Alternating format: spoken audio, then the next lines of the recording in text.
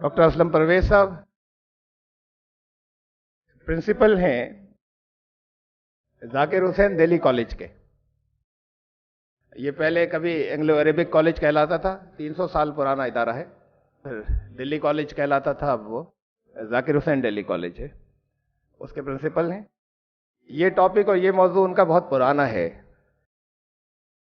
Science اور اسلام. ایک magazine science کی نکالتے رہے، وہ بھی بہت پرانی ہے، سائنس میگزین. اس میں سب کے لیے الگ الگ، ہر ایک کے کیلیبر کے یا ہر ایک کے سٹینڈرڈ کے اس کے اندر مضامین ہوتے ہیں، بچوں کے بھی، بڑوں کے بھی، اور درمیانی درجے کے لوگوں کے بھی. وہ میگزین اب بھی جاری ہے. مختلف جگہوں پر جگہ جگہ ہندوستان میں اور باہر بلایا جاتا ہے اس ٹاپک کے اوپر پریزنٹیشنز کے لیے. قرآن شریف سے جو دلچسپی ہے ان کی، یہ بھی بہت اہم ہے. دہلی کے اندر ہر سال ایک قرآن کانفرنس منعقد ہوتی ہے جو یہ کراتے ہیں، اور بڑی اچھی ویل مینج قرآن کانفرنس ہوتی ہے. مسلمان قرآن کو پہلے نمبر پر رکھیں دوسری تمام چیزوں کے مقابلے میں، اور وہ قرآن سمجھیں اور رائج ہو تو ان کا کوچنگ سینٹر ہے کہ تو وہاں کوچنگ سینٹر بھی، اور پھر قرآن کی انڈرسٹینڈنگ کی تعلیم بھی وہاں پر لگاتار رہتی ہے جو جاری رکھتے ہیں وہ. السلام علیکم.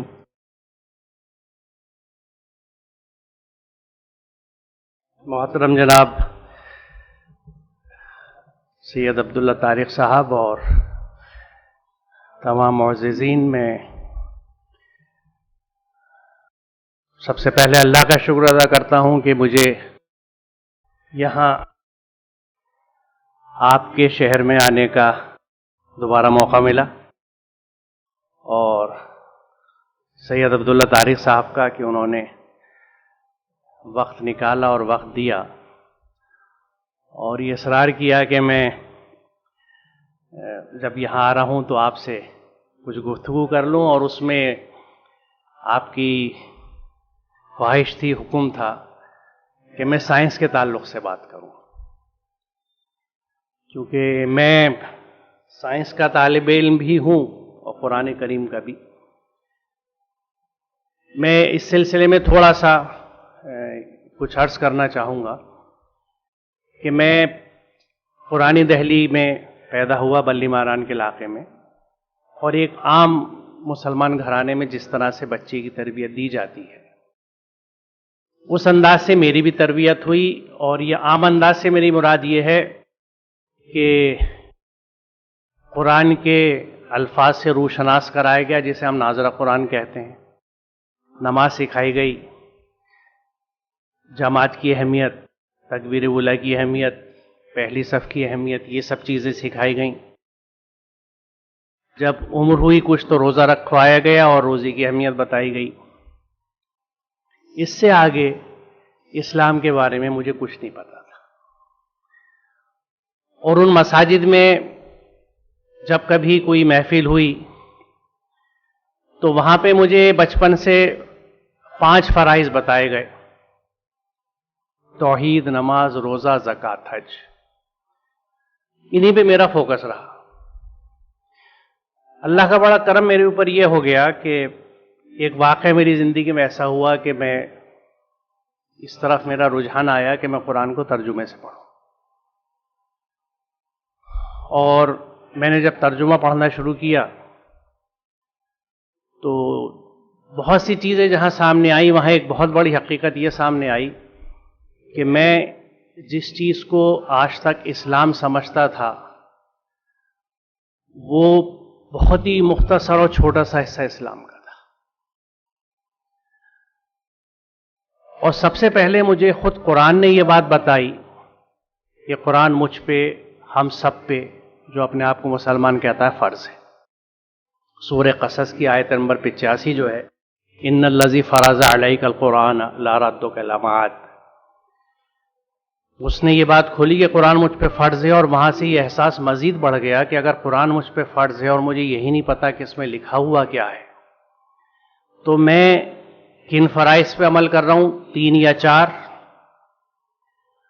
اور اگر اس میں احکامات مان لیجئے 500 ہیں تو مجھے ایسا لگا کہ میں ایک ایسے بچے کی مانند ہوں جو 10th کا یا 12th کا بورڈ کے امتحان کی تیاری کر رہا ہے اور اسے معلوم ہے کہ 200 نمبر کا پرچہ ہوتا ہے، سارا آبجیکٹیو ہے، 200 سوال آئیں گے اور اس میں سے 4 سوال کی اس کی تیاری ہے، تو جس نے کبھی اسکول کی شکل نہیں دیکھی وہ بھی یہ کہہ دے گا کہ اس کا پاس ہونا مشکل ہے۔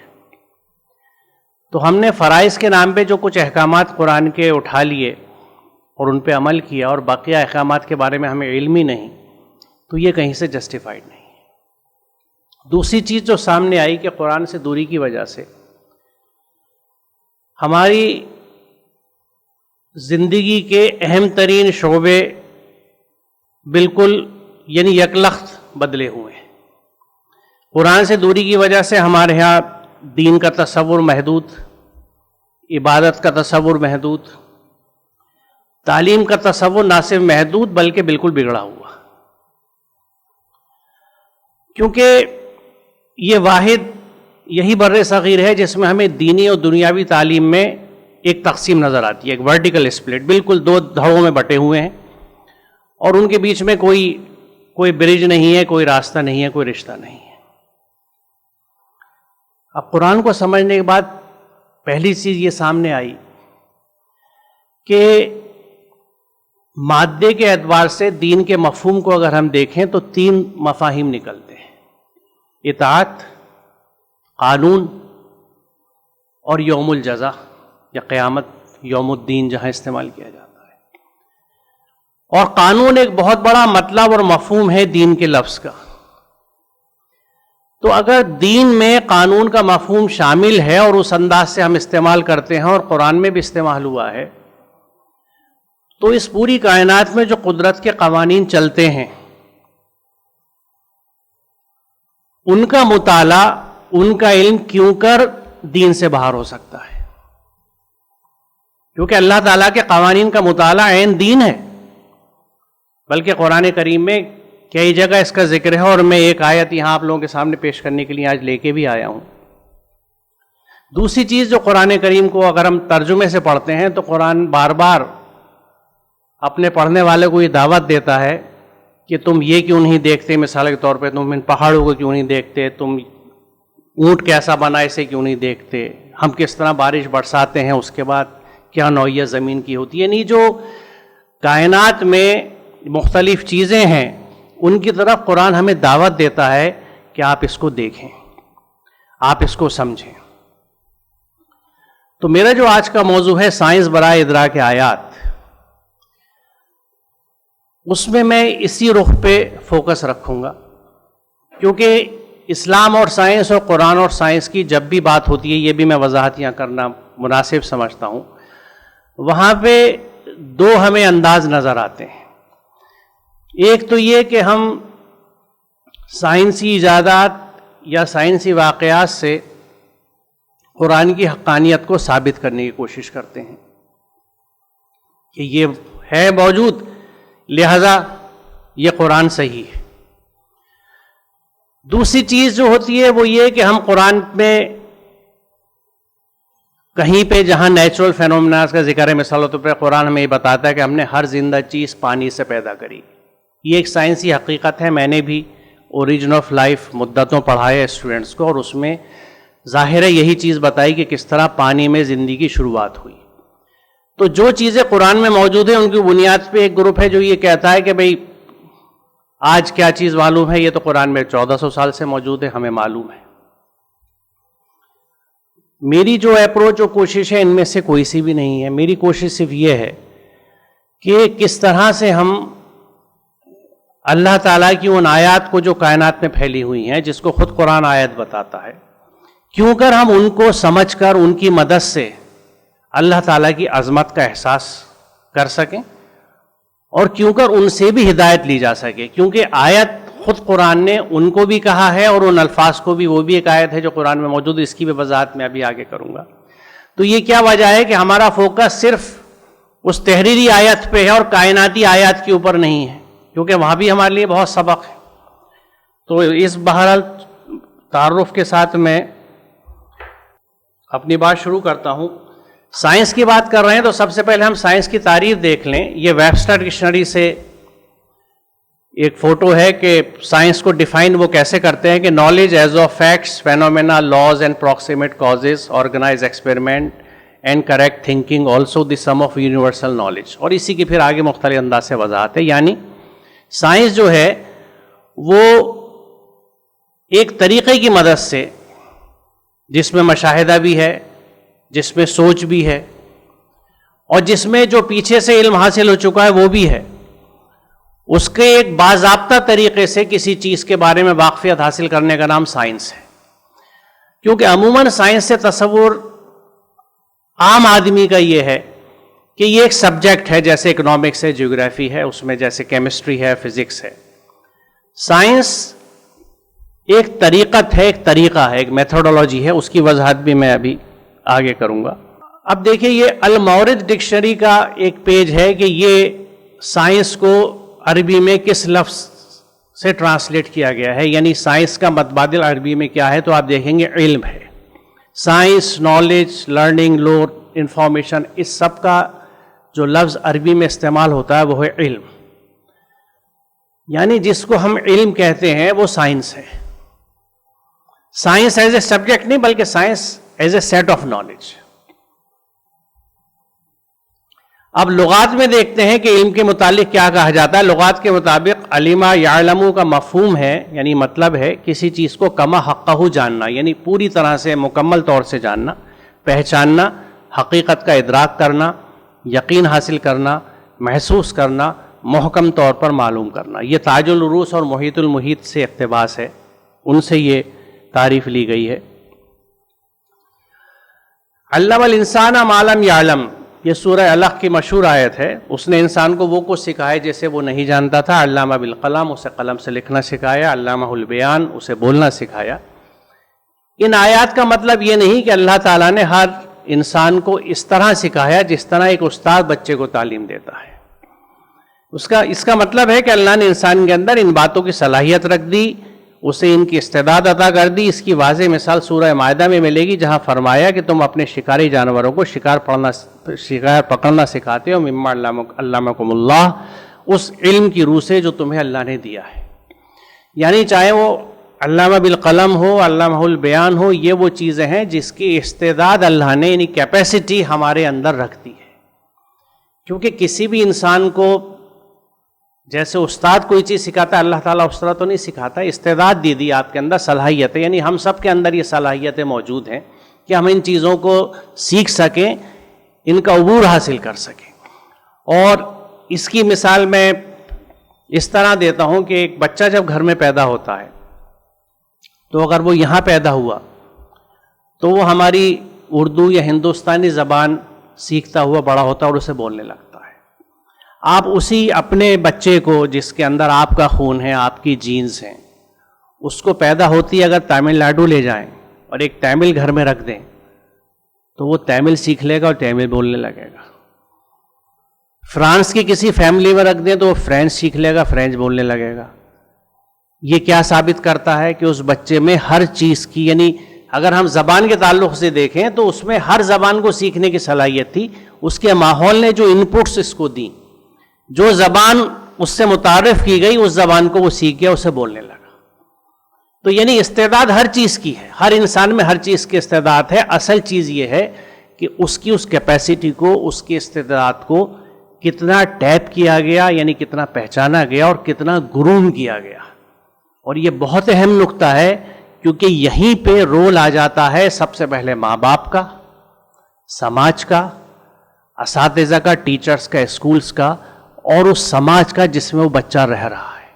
اور یہ اہم اس لیے ہے کہ اگر یہاں پہ ہم فیل ہوئے ہیں، ہم ناکام ہوئے ہیں، اور اپنے ہر پیدا ہونے والے بچے کی صلاحیتوں کو ہم والدین کے طور پہ، اساتذہ کے طور پہ، سماج کے طور پہ ابھار نہیں سکے، اجاگر نہیں کر سکے، ان صلاحیتوں کو ہم نے ایک طرح سے ضائع کر دیا. اللہ تعالیٰ کی ایک بہترین نعمت، ایک شخصیت جو وجود میں آئی تھی، اس کو اس کا اپنا آکار نہیں لینے دیا، اپنی اوریجنل شکل نہیں لینے دی، اس میں ایک ہنڈرنس بن گئے، رکاوٹ بن گئے. تو یہ بہت بڑی جواب دہی ہوگی ہماری، اور ہے. مجھے اس بات سے ڈر لگتا ہے.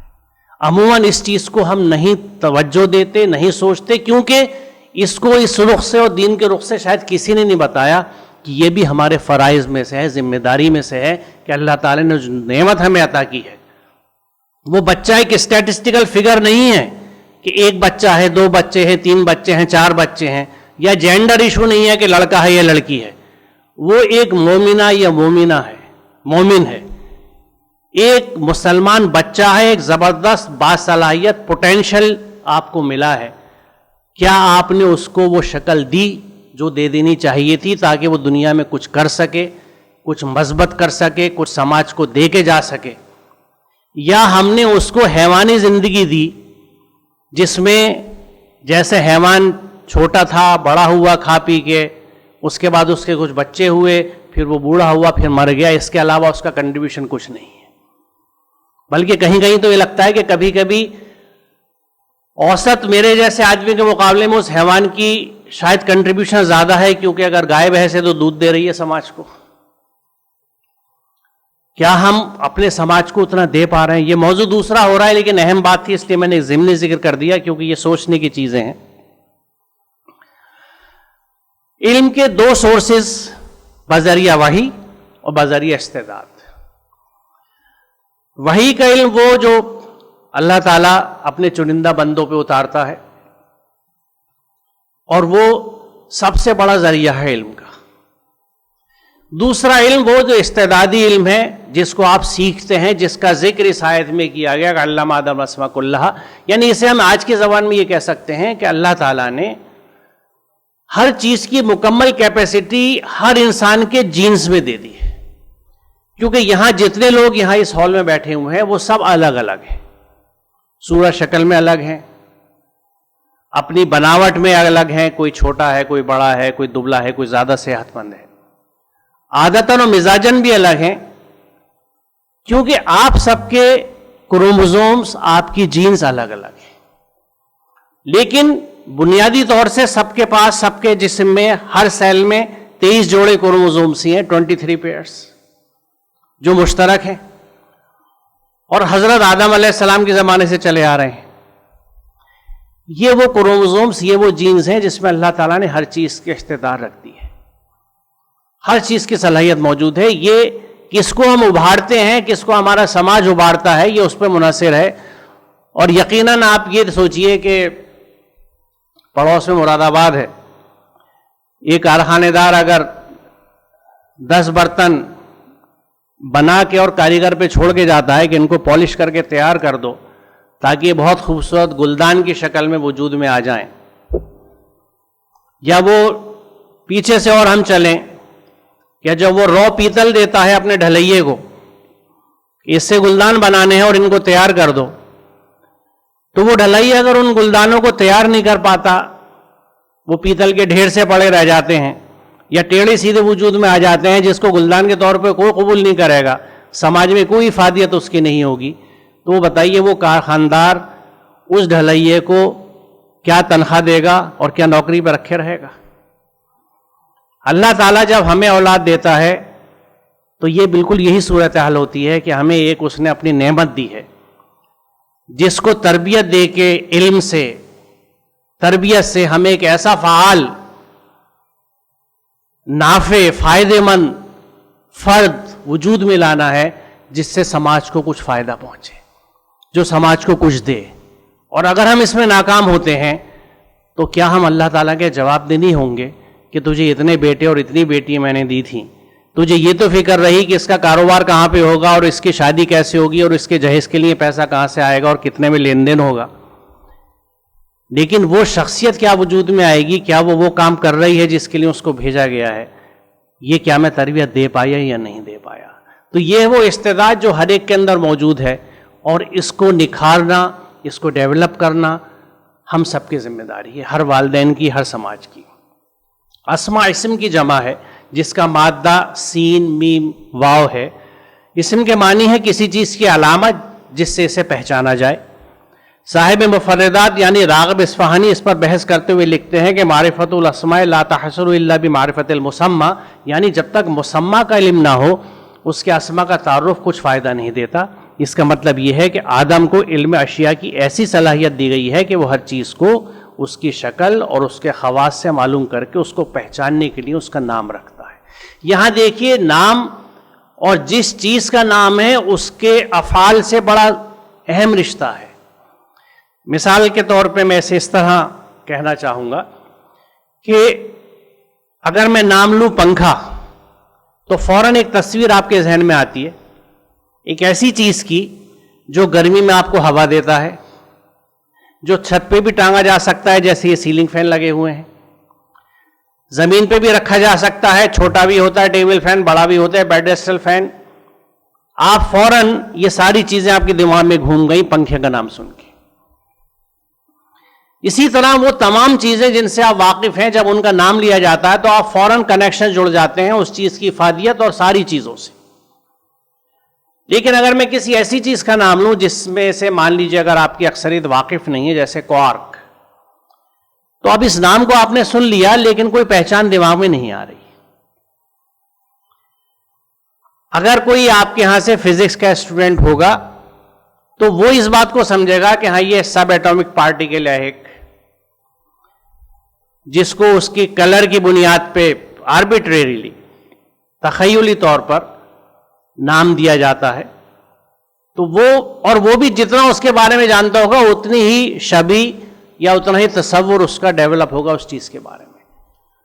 تو نام کا اور افعال کا یا نام کے اظہار کا بہت بھاری اور اہم رشتہ ہے. وہ اس بات کی وضاحت ہے کہ آدم کو اللہ تعالیٰ نے ہر چیز کے نام سکھائے. تو بات نام تک نہیں تھی بلکہ ان کے پورے خواص اور ہر چیز کا ایک طرح سے انسائکلوپیڈیا اس آدم کے اندر رکھ دیا, ابن آدم کے اندر رکھ دیا. کس طرح سے کہ اس کی استعداد رکھ دی. اس کی وضاحت تھوڑی سی آگے اور ہوگی. اب یہ جو استعدادی علم ہے اس کو حاصل کرنے کے 3 اہم ترین ذرائع ہیں جن کی مدد سے ہم اسے سیکھتے ہیں. سننے کی مدد سے سماع, دیکھنے کی مدد سے بصر, اور فواد یعنی تھنکنگ مائنڈ, سوچ. اس میں دماغ کا یا سوچ کا جو تعلق ہے وہ یہاں سے وضاحت ہوتی ہے اس بات کی کہ ہم جب کسی چیز کو اپنی آنکھ سے دیکھتے ہیں تو سچی بات یہ ہے, ایک سائنسی حقیقت یہ ہے کہ ہم آنکھ سے نہیں دیکھتے, دیکھتے دماغ سے ہی ہیں. کیونکہ آنکھ جس چیز کو دیکھتی ہے اس کا عکس اس حصے میں جاتا ہے دماغ کے جو ہماری بصارت کو, ہمارے ویژن کو کنٹرول کرتا ہے.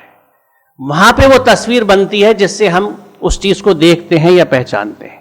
یہی معاملہ سننے کا ہے کہ کان سے جو بھی آواز کی لہر جاتی ہے یہاں سے, وہ یہاں سے گزرتی ہوئی اس حصے میں آتی ہے جہاں پہ اس آڈیٹری نروس کے ذریعے وہ الیکٹرک کرنٹ, کیونکہ وہ آواز جو ہے بہت خفیف سے الیکٹرک کرنٹ میں تبدیل ہوتی ہے اور آگے سفر کرتی ہے.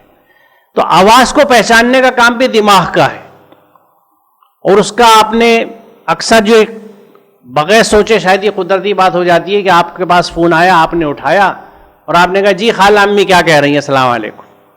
اس آواز کو آپ نے پہچان لیا, آپ کے دماغ نے فوراً کنیکٹ کر لیا کہ یہ آواز تو خالہ امی کی ہے, یہ آواز والدہ کی ہے, والد صاحب کی ہے. یہ ہے دماغ کا کام.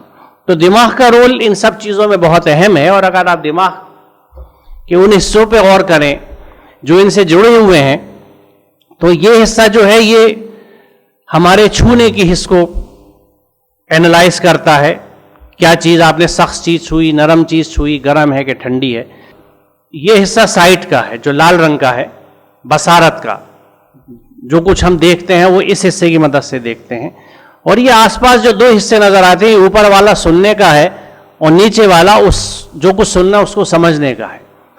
تو یہ بھی ایک سائنسی حقیقت ہے کیونکہ یہ چیز آپ نے اکثر محسوس کری ہو کہ میں چونکہ ایک پرانا ٹیچر ہوں, بطور ٹیچر اس چیز کو کلاس میں بھی دیکھتا ہوں کہ کچھ بچے صرف سنتے ہیں اور ان کے چہرے سے پتہ لگ جاتا ہے کہ کچھ سمجھ نہیں رہے. تو یہ در حقیقت سننا اور سمجھنا حقیقتاً دماغ میں 2 الگ حصوں کا کام ہے. یہ حصہ جو ہے یہ صرف سننے کے لیے ہے اور یہ اس کو سمجھنے کے لیے ہے. دونوں حصے الگ الگ ہیں. تو بہرحال اس کو دکھانے سے میرا مقصد یہ تھا کہ یہ چیزیں کس طرح جڑی ہوئی ہیں. اور اس کو سمجھنے کے بعد میں جس کی وضاحت کی بات آپ کا کر رہا تھا کہ اس آیت میں کلّہ کا لفظ نہایت اہم اور غور طلب ہے. یعنی ہر چیز اللہ تعالیٰ نے سکھا دی. اس کی وضاحت یہاں پہ اس ایک لفظ نے نسل انسانی کو علم کے بحر ذخار سے آشنائی کی دعوت دی ہے. یعنی اللہ نے تو تمام اشیاء کا علم حاصل کرنے کی استعداد انسان میں رکھ دی. اب یہ اس کی ثوابدید، صلاحیت اور استطاعت پر ہے کہ وہ اس کا کتنا حصہ حاصل کر پاتا ہے۔ معرفت کے یہ مدارج وہ کیوں کر طے کرتا ہے؟ اس کی نہایت غور طلب شکل یوں سامنے آتی ہے کہ سورہ بقرہ کی مذکور آیت میں اللہ تعالیٰ فرماتا ہے کہ اس نے آدم کو تمام اشیاء کائنات کا علم عطا کر دیا، اور سورہ نحل میں ارشاد باری تعالیٰ ہے کہ اللہ نے تم کو تمہاری ماؤں کے پیٹوں سے نکالا اس حالت میں کہ تم کچھ نہ جانتے تھے، لا تعلمون شیئا، تمہیں کسی چیز کا علم نہیں تھا، اس نے تمہیں کان دیے، آنکھیں دیں اور سوچنے والے دل دیے، اس لیے کہ تم شکر گزار بنو۔ گویا انسان جب دنیا میں آیا تو اسے کسی شے کا علم نہ تھا، ہم جانتے ہیں کسی شے کا علم نہیں ہوتا، البتہ اللہ تعالیٰ نے اس کو کان، آنکھ اور سوچ سمجھ عطا کر دی تھی تاکہ ان اوزاروں کی مدد سے اللہ کی کائنات کا علم حاصل کرے۔ اگر وہ اس طرح اللہ کی کائنات کا علم حاصل کرے گا تو اللہ کی نعمتوں کا جو اس کو عطا کی گئی ہیں عملاً شکر ادا ہوگا، کیونکہ ان کا استعمال عین منشاء الہی کے مطابق ہوگا۔ یہاں میں ایک چیز کی وضاحت کرنا چاہوں گا کہ یہ جو نعمتیں ہیں اللہ تعالیٰ کی، اور ان کو بطور نعمت خاص طور سے ہم اس وقت سمجھتے ہیں یا پہچانتے ہیں جب ان میں سے کوئی چیز کمزور پڑتی ہے یا گم ہو جاتی ہے۔ مثال طور پہ میں اپنے آپ کو دیکھتا ہوں کہ چند سال پہلے تک مجھے کسی چشمے کی ضرورت نہیں تھی، میری آنکھیں پاس سے لے کے دور تک بالکل مکمل کام کرتی تھی۔ آج مجھے پڑھنے کے لیے چشمہ چاہیے کیونکہ میری نزدیکی بصارت کمزور ہو گئی ہے۔ تو آج احساس ہوتا ہے، یعنی جو نعمتیں ہیں یہ کبھی جب اللہ نہ کرے کھوئیں یا کم ہو، لیکن جب یہ کھوتی ہیں یا کم ہوتی ہیں تو یہ احساس ہوتا ہے، اور اس حقیقت کا بھی احساس بھی ہوتا اور سامنا ہوتا ہے کہ آج کتنی بھی سائنس کی ترقی ہو گئی لیکن ان کو ہم ریپلیس نہیں کر سکتے، ان کا نعم البدل آج بھی نہیں ہے۔ تھوڑا بہت ایڈجسٹمنٹ ہو جائے گا لیکن آپ کو وہ چیز بالکل اس طرح کی نہیں ملے گی۔ تو یہ جو نعمتیں ہیں اللہ تعالیٰ کی، یقیناً ہم ان کا شکر ادا کرتے ہیں کہ اللہ کا بڑا شکر ہے کہ ہاتھ پیر چل رہے ہیں۔ کیا شکر یہی ہے؟ شکر کا جو مفہوم ہمیں قرآن سمجھاتا ہے اسے ہم، یعنی میں اس طرح کہہ سکتا ہوں کہ ایک بچہ امتحان میں بہت اچھے نمبر لے کے آیا، اس کے والد نے خوش ہو کے اس کو ایک پین، ایک قلم تحفے میں دیا کہ لو بیٹے یہ تمہارے لیے تحفہ ہے۔ بچہ نے کہا شکریہ ابا جان، تھینک یو، شکریہ ادا ہو گیا۔ اب اس قلم کو لے کے وہ اگر کلاس میں آگے جو بچہ بیٹھا ہوا ہے اس کی کمر میں بھونک رہا ہے، چھیڑ رہا ہے، انک پین ہے تو انک ڈال رہا ہے اس کی قمیض پہ۔ جب انک پین تھے تو اسکولوں میں بڑی بیماری چلتی تھی، زیادہ تر بچوں کی پیچھے سے قمیضیں جو ہیں وہ چھپی ہوئی نظر آتی تھی۔ یہ قلم کا استعمال ہو رہا ہے اور اس سے لکھنے پڑھنے کا کام نہیں کرتا جس کے لیے وہ مقصود تھا، جس کے لیے وہ دیا گیا تھا۔ تو یہ عملاً ناشکری ہے، کفران نعمت ہے۔ زبان سے شکر ادا کر دیا تھا لیکن وہ تو کم ترین ہے اور نہ ہونے کے برابر ہے۔ اصل شکر کیا ہے کہ جو چیز جس مقصد کے لیے دی گئی ہے اس مقصد کے لیے اسے استعمال کیا جائے اور ان صلاحیتوں کو پروان چڑھایا جائے جو اس کی مدد سے پرورش پاتی ہیں۔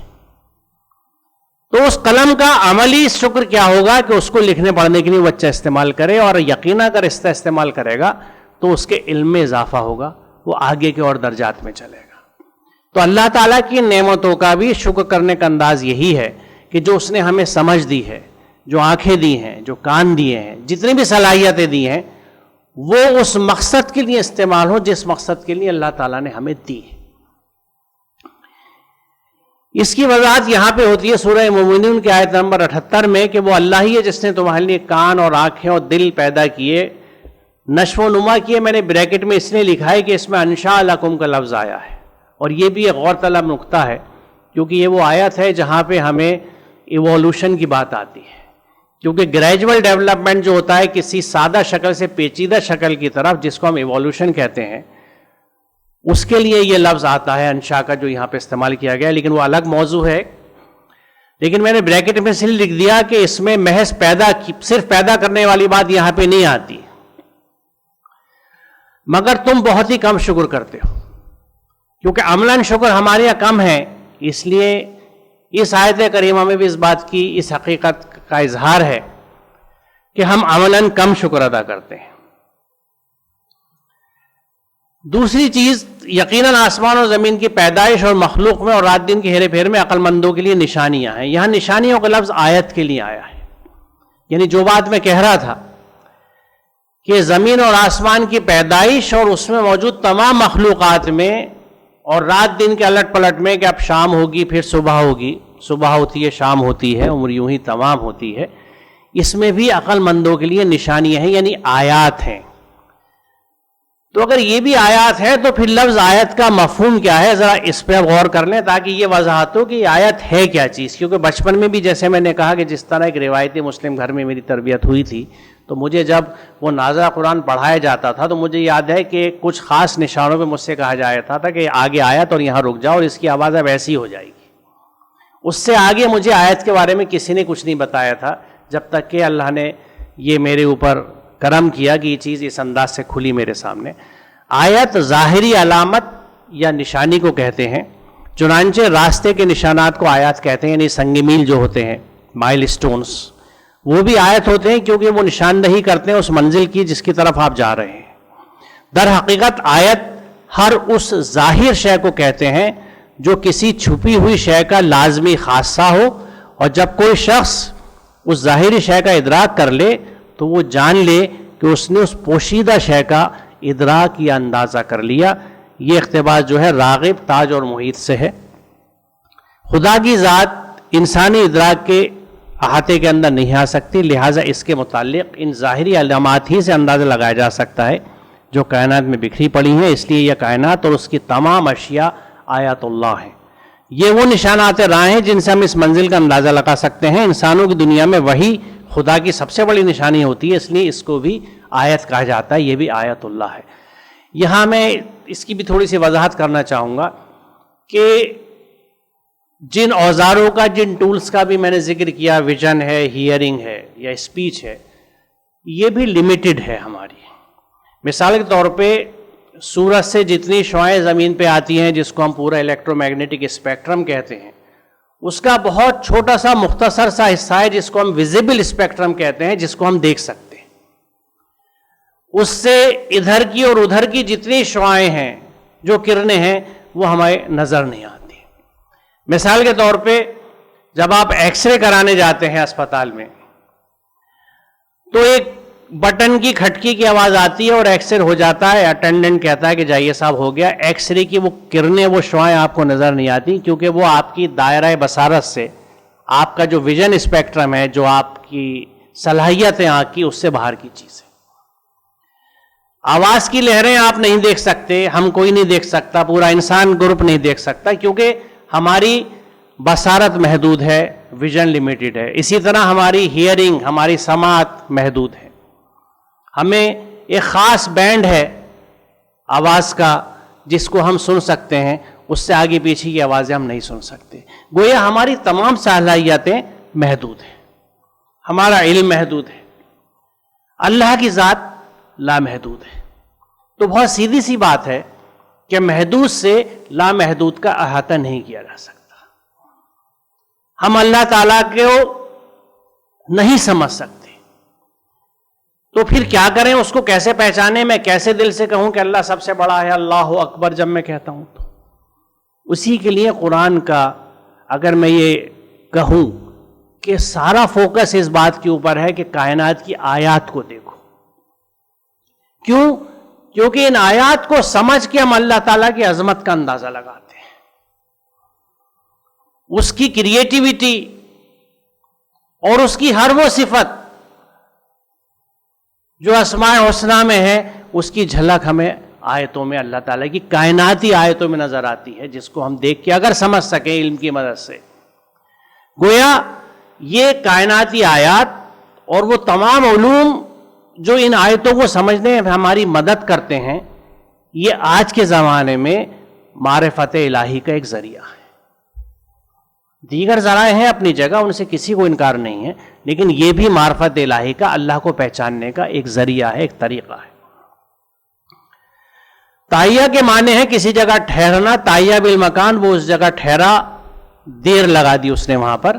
ابن فارس نے کہا ہے کہ اس کے بنیادی معنی دو ہیں: ٹھہر کر غور و فکر کرنا اور قصد و ارادہ کرنا. ٹھہر کر غور و فکر کرنے کی خصوصیت سے آیت کے مفہوم پر بڑی بلیغ روشنی پڑتی ہے. اس کے معنی یہ ہے کہ دنیا میں جس قدر چیزیں ہیں ہر ایک آیت اللہ ہے، لیکن یہ اسی کے لیے آیت ثابت ہو سکتی ہے جو ان پر ٹھہر کر رک کر غور و فکر کرے. اس غور و فکر سے اس کی توجہ ان اشیاء کے خالق کی طرف منعطف ہو جائے گی. اس طرح قرآن کریم کی آیت پر بھی رک کر غور و فکر کرنے سے انسان اصل مقصود کو پا سکتا ہے. اگر کسی آیت پر رک کر غور و فکر نہ کیا جائے تو انسان کو اصل و غایت کا پتہ نشان نہیں دے سکتی، یعنی وہ حقیقی معنوں میں آیت نہیں بنتی. یہاں اس آیت کی وضاحت ہوئی جو مجھے بچپن میں کہا جاتا تھا یہاں رک جاؤ، یہاں ٹھہرو، لیکن کسی نے یہ نہیں بتایا تھا کہ کیوں ٹھہرو. قرآن کی آیت پہ ہمیں اس لیے ٹھہرنا مقصود ہے تاکہ پھر ہم اس پہ غور کریں کہ یہ بات کیا کہی گئی ہے، اس سے مجھے کیا سمجھنا ہے یا کس انداز کا عمل کرنا ہے اس آیت کو سمجھنے کے بعد. اور کائناتی آیات پہ اس لیے رکنا ہے کہ رک کے اس کا مطالعہ کرنا ہے، مشاہدہ کرنا ہے، اور اس سے کیا ہم سیکھ سکتے ہیں یہ سیکھنا ہے. اب دیکھیے کائناتی آیات کی طرف میں آتا ہوں. یہ دو تصویریں ہیں، ایک تصویر یہ آدھی اوپر ہے اور یہ نیچے ہے. یہ ہماری کہکشاں کی ہے جس کو ہم گیلیکسی کہتے ہیں، ملکی وے.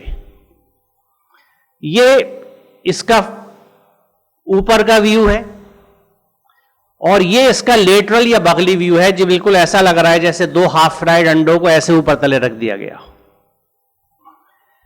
اور یہ ایک اسپائرل کی شکل میں اگر اوپر سے دیکھے گھمادار جیسے چکری گھومنے والی، وہ آپ نے دیکھی ہوگی آتش بازی میں جو استعمال ہوتی ہے اس شکل کی. اور اس پوری گیلیکسی میں یا کہکشاں میں یہ جو پیلا نقطہ آپ کو نظر آ رہا ہے بہت چھوٹا سا حقیر سا، یہ پورا ہمارا نظام شمسی یعنی سولر سسٹم، صرف زمین ہی نہیں ہے، پورا سولر سسٹم ہے.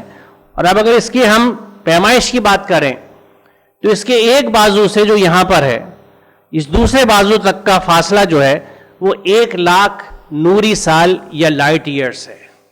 لائٹ ایئر کیا ہوتا ہے؟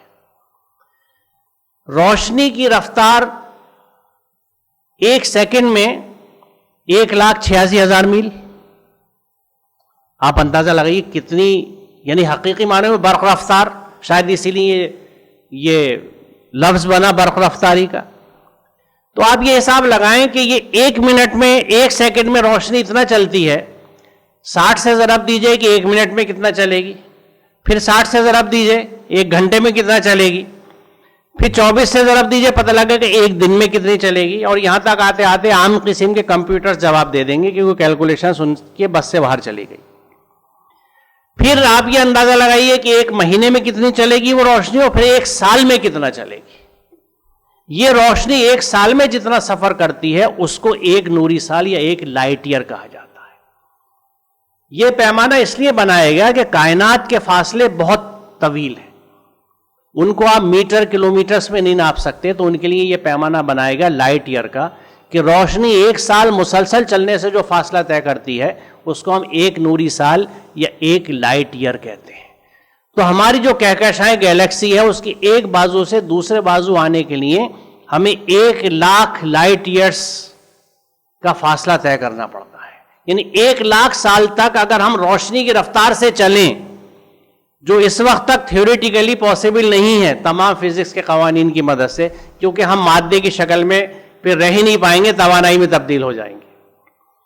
اس 1,00,000 سال روشنی کی رفتار سے چلنے پہ ہم صرف اپنی گیلیکسی کے ایک بازو سے دوسرے بازو پہ آئیں گے. اس سے آپ اس کی وسعت کا اندازہ لگائیے کہ صرف یہ گیلیکسی، اور یہ حقیقت ہے آج کہ اس کائنات میں ایسی کروڑوں اور شاید اربوں گیلیکسیز ہیں جو موجود ہیں اس کائنات کے اندر. اور ان سب گیلیکسیز میں کتنے ہی سورج، کتنے ہی ان کے سیارے جو یقیناً لاتعداد ہوں گے. اور اس میں یہ سوچنے کی اور سمجھنے کی بات ہے کہ یہ تمام سیارے، یہ ستارے جو رات کو آپ کو تارے نظر آتے ہیں آسمان میں، ان کو کسی بہت مضبوط قسم کی رسیوں نے نہیں پکڑ رکھا، کسی ستونوں پہ نہیں ٹکے ہوئے، یہ معلق ہیں، لٹکے ہوئے بنا کسی سہارے اور سپورٹ کے، جس کا قرآن میں بھی ذکر ہے. اس چیز کو آج ہم मैग्नेटिक फोर्सेस का इंटरप्ले या लेविटेशन के नाम से जानते हैं कि मकनातीसों के बीच में इस तरह का बैलेंस बनाया जाए कि वो चीज़ मुअल्लक़ हो जाए। और इसको भी आप मामूली से, बल्कि बचपन में शायद हम सब ने वो तजर्बा किया होगा। मैं आपको याद दिलाऊं कि अगर आप एक मक्कू के अक्सर बच्चे, खुशकिस्मत दौर के बच्चे, जब वो मशगूलियतें बच्चों की नहीं आई थी जो आज हैं, जिसकी वजह से वो बच्चे हमारी बुनियादी चीज़ों से दूर हो गए, तो जिस ज़माने में बुनियादी चीज़ों के साथ बच्चे खेलते थे तो मैग्नेट से, मकनातीस से बच्चे बहुत खेला करते थे। मैंने भी खेला है। एक खेल जो होता था, कागज़ का टुकड़ा लिया, उसके ऊपर कोई पिन या कील रख ली और नीचे मकनातीस रखा, वो नीचे से मकनातीस घुमा रहे हैं तो ऊपर से कील घूम रही है। इसी तरह आप अगर एक मेज पे कोई कील, आल पिन या कोई भी सुई रख लें और उसके साइड में मैग्नेट रखें, तो आप देखेंगे जो मैग्नेट सुई के करीब होगा सुई उधर को भागेगी, इधर वाला करीब आएगा सुई इधर को भागेगी। आप बहुत ध्यान से रोक के हाथ चलाएं तो एक पोजीशन ऐसी आएगी कि वो सुई बीच में लटक सी जाएगी कि ना इधर जा सकती ना उधर जा सकती, क्योंकि उस मकाम से उस सुई के ऊपर दोनों तरफ के मैग्नेट्स के फोर्सेस बराबर पड़ रहे हैं। तो इस सुई को अगर आप एक सैयारा मान लें और आप ये मान लें कि मैग्नेट सिर्फ दो नहीं है बल्कि 3D पोजीशन में सोचे कि नीचे ऊपर भी मौत, तो ये सुई बीच में मुअल्लक़ हो जाएगी फिजा में। तो ये कायनात में मैग्नेट तो कहीं नहीं है, फिर ये कहां से मुअल्लक़ है? जिस तरह इस जमीन की अपनी मकनातीसी कुव्वत है, हर सितारे की, हर प्लेनेट में एक मैग्नेटिक कुव्वत होती है, फोर्स होता है, और ये बाहम इनके फोर्स मतवाजन होते हैं जिससे ये पूरी कायनात की हर चीज मुअल्लक़ है। और इसको समझने के बाद फिर आप पढ़िए उस आयत को, वस्समा रफ़ा व वज़अल मीज़ान। सुभान अल्लाह। यहां यह नुक्ता समझ में आता है कि उसने आसमानों को बुलंद किया और एक तवाजुन कायम कर दिया। यह है वो तवाजुन इंटरप्लेनेटरी, सैयारों के बीच का, सितारों के बीच का, जिसकी मदद से इन्होंने सब ने एक दूसरे को थाम रखा है। तो यह है मेरा रब जिसने इतनी बड़ी बड़ी अजसाम को, बॉडीज को, जिनके वजन भी हम अभी नहीं कर सकते, उसने उनको थामा हुआ है अपने कुछ कवानीन की मदद से जो बेहद जामे, बहुत परफेक्ट और मेटिकुलस है। आज 21वीं साइंस, 21वीं सदी की साइंस की मदद से हम सिर्फ एक ट्रेन को उसकी रेल से, पटरी से 6 इंच ऊपर उठा सके हैं, जिसको मैगलेव ट्रेन कहा जाता है, और जापान में वो रेल की पटरी के ऊपर दौड़ती है। वो मैग्नेटिक लेविटेशन है, किसी भी चीज को उठाना मैग्नेटिक फोर्सेस की मदद से। तो यह है हमारा इल्म, यह है हमारी इस्तेदाद, और यह अल्लाह ताला की उस बेहतरीन आलिम की कि किस तरह से लातादाद सैयारों को पकड़ा हुआ है। तो ये वो चीजें हैं। अब देखिए, ये एक आयत जो थी गैलेक्सी की, इसे अगर हमने इस अंदाज से समझा तो अल्लाह ताला की अजमत का एहसास हुआ कि मेरा रब क्या है। दूसरा एक फौरन एहसास ये होता है, अगर हम सोचें, इसलिए लअल्लकुम ताक़िलून, लअल्लकुम ततफ़क्करून, जितना कुरान में जोर है कि अकल इस्तेमाल करो, फिक्र करो, सोचो, उतना ही हमने अपने लिए सोचने को, फिक्र करने को, अकल करने को, अगर आप मुझे कहने दें, तकरीबन हराम अपने ऊपर कर लिया है। हम अकल का इस्तेमाल नहीं करेंगे, हम सोचेंगे नहीं, जिसने जो कह दिया उसे मान लेंगे। अकल का इस्तेमाल ममनू, सोचने का वक्त नहीं है। क्यों वक्त नहीं है? कि जिंदगी की रफ्तार इतनी तेज है। मैं जब कहीं जा रहा हूं तो हेडफोन्स लगे हुए हैं, FM सुन रहा हूं, गाने सुन रहा हूं, गाड़ी में चल रहा हूं तो म्यूजिक बज रहा है, घर में पहुंच गया तो या तो टेलीविजन अलैहिस्सलाम, टीवी अलैहिस्सलाम कहता हूं मैं उन्हें, वो चल रहे हैं। माफ कीजिएगा, क्यों कहता हूं? क्योंकि इत्तेबा तो आजकल टीवी की हो रही है, तो हमारा नबी तो टीवी हो गया ना। जिसकी आप इत्तेबा करें, जिसको आप फॉलो करें, जिसके कहने पे चलें, जिसकी सुन्नत पे अमल करें, वही तो आपका रसूल हुआ, वही तो पैगाम लेके आ रहा है। आज का पैगंबर हमारा टीवी है, हमारी अक्सरियत के लिए। जो वहां देखते हैं वही करते हैं, उसी अंदाज से बोलते हैं, वही कपड़ा पहनते हैं, वही अंदाज जिंदगी है, लाइफ स्टाइल वैसे बनाने की कोशिश है। तो मुझे फुर्सत ही कहाँ है कि मैं किसी चीज के बारे में, किसी संजीदा मौजू पे गौर फिक्र कर सकूं, जबकि इसकी अहमियत बहुत है। तो यहां दूसरी चीज जो समझ में आती है कि जब इस अजीम कायनात की इतनी पेचीदा चीजों को संभालने के अल्लाह के कानून मौजूद हैं, तो क्या हमारे लिए कुछ कानून नहीं होंगे? क्या मैं पूरी तरह से आजाद हूं? کہ میری زندگی میں جس چاہوں گزاروں, میرا لائف اسٹائل کچھ بھی ہو, میں زندگی کا میرا نصب العین میرا مقصد کچھ بھی ہو, میرا اورینٹیشن کچھ بھی ہو, میں کیا پہنوں, میں کیا بولوں, میں کیسے رہوں, میں کیا کروں, ہر چیز کو کیا مجھے فیصلہ کرنے کا حق ہے, یا اس کے لیے کچھ اللہ نے قانون بنائے؟ وہ قانون یقیناً ہیں, لیکن وہ اسی کتاب میں ہیں جس کو نہایت عقیدت سے ہم نے جزدان میں لپیٹ کے گھر کی سب سے اونچی جگہ پہ رکھ دیا ہے کہ یہ بہت احترام کی چیز ہے, اتنا احترام کی چیز ہے کہ اسے کھولو بھی نہیں, اس کو پڑھ کے سمجھو بھی نہیں. کتاب پہ تو آپ ہائی لائٹر لگا سکتے ہیں, نوٹس بنا سکتے ہیں, قرآن پہ مت کرنا, ڈانٹ پڑ گی, بے حرمتی ہو رہی ہے. جبکہ اس کی حقیقی بے حرمتی تو یہ ہے کہ جس مقصد کے لیے وہ بھیجا گیا اس مقصد کے لیے اسے استعمال نہ کیا جائے.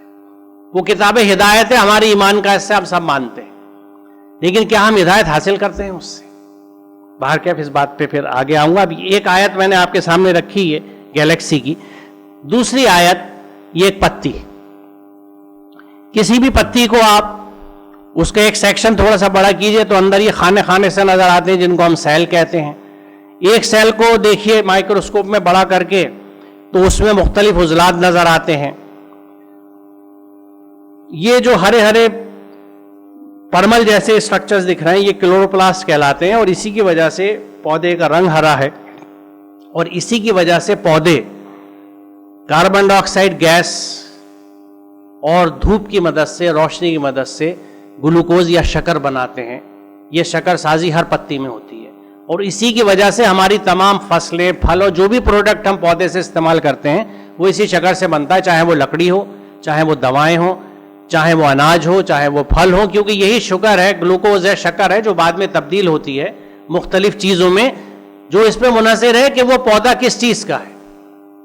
کیونکہ یہ زبردست اللہ کی فیکٹری ہیں, کارخانے ہیں, جس کو اب ہم سمجھ کے نینو ٹیکنالوجی کی مدد سے ہم اسی انداز کی انڈسٹریز اب بنانے کی کوشش کر رہے ہیں. تو اس پرمل جیسی بناوٹ کو دیکھیں تو اس کے اندر اور ہمیں بناوٹیں فردر نظر آتی ہیں, جس میں یہ بھید کھلتا ہے کہ کس طرح سے شکر سازی کا کام ان ہرے پودوں کے اندر ہوتا ہے. یہاں پہ پھر ہمیں اللہ تعالیٰ کی عظمت کا ایک نمونہ نظر آتا ہے کہ میری رب کی کاریگری کتنی بہترین ہے. جو قرآن میں کہا گیا نا, تم کائنات میں نظر دوڑا کے دیکھو, تم کہیں پہ کوئی کمی نہیں پاؤ گے. تم دوبارہ نظر دوڑاؤ, تمہاری نظر تھک کے لوٹ آئے گی, تمہیں کوئی خرابی یا کمی اس کائنات میں نہیں دکھے گی, کیونکہ وہ بہترین بنانے والا ہے اور سب سے بڑا عالم ہے, احسن الخالقین. اب ایک دوسرا رخ بھی ہے یہاں پر. یہ تو پہلے والے رخ پہ ہم نے آیت کو یہ دیکھا کہ کس طرح سے اللہ تعالیٰ کی عظمت کا احساس ہوتا ہے. اب کیا یہ آیت ہمیں کچھ سکھاتی بھی ہے, یعنی ہدایت بھی ملتی ہے کیا ان کائناتی آیات سے؟ یہ درخت جو ہے یہ مسلم ہے, آپ متفق ہیں؟ ہاں, اس کو فتویٰ کسی نے نہیں دیا ابھی تک مسلمان ہونے کا, اس کے پاس فتویٰ نہیں ہے, اور میرے خیال سے کسی نے لیا بھی نہیں ہے کہ یہ درخت مسلمان کہا جا سکتا ہے یا نہیں. بلکہ اس رخ سے اگر آپ مجھے اجازت دیں اس جسارت کی, محض ہلانے کے لیے آپ کو کہہ رہا ہوں, تو خنزیر بھی مسلم ہے, بہت بھینکر مسلم ہے, کیونکہ بہت خراب حالات میں بھی اللہ تعالیٰ کے احکامات پہ ڈٹا رہتا ہے, جو کرنے کو کہا گیا وہی کرتا رہتا ہے. اللہ تعالیٰ کی کائنات کی ہر چیز مسلم ہے, یہ قرآن ہمیں سمجھاتا ہے, کیونکہ وہ تابع فرمان ہے. جو اللہ نے اسے حکم دے دیا ہے وہ کرتی ہے.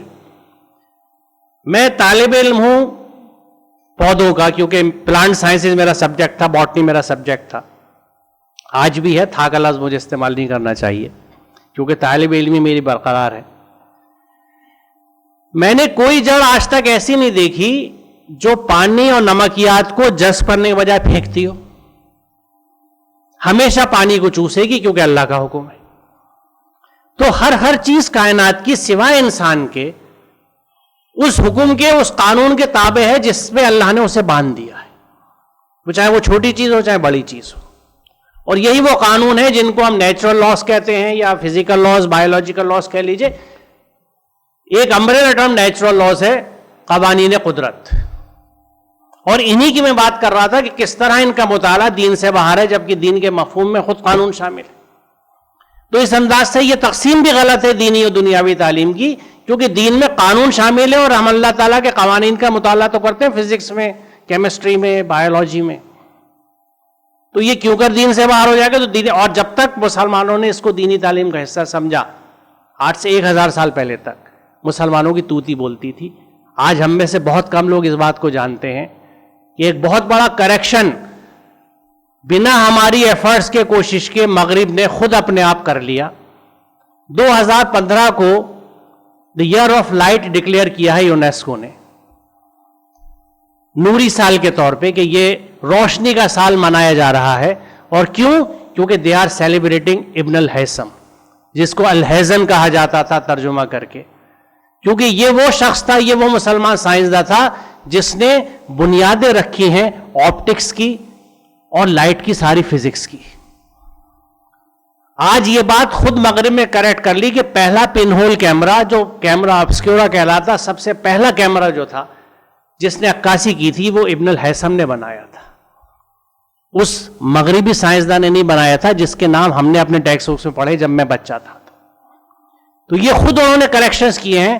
تو یہ وہ سائنسداں ہیں جنہوں نے پیچھے 1000 سال تک علم کی جڑوں کو سنوارا ہے. یہ اس وقت تک کی بات تھی جس وقت تک ہم نے اپنے علم کو دینی اور دنیاوی علوم میں بانٹا نہیں تھا، تقسیم نہیں کیا تھا.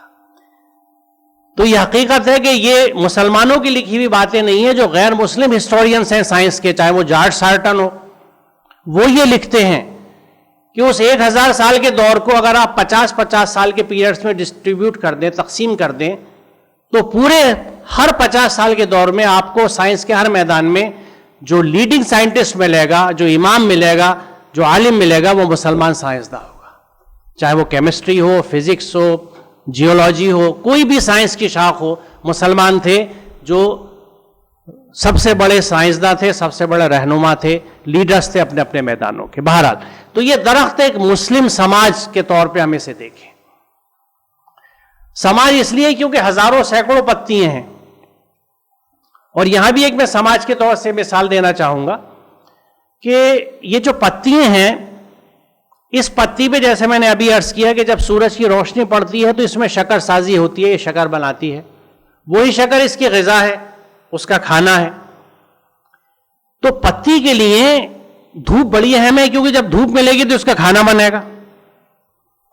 لیکن یہ پتیاں اس انداز سے درخت پہ ہوتی ہیں کہ کسی نہ کسی دن کے ایک حصے میں اس پتی تک روشنی آ جاتی ہے سورج کی، اور اس کو فلوٹیکسی کہا جاتا ہے کہ distribution, the pattern of distribution of leaves on a plant.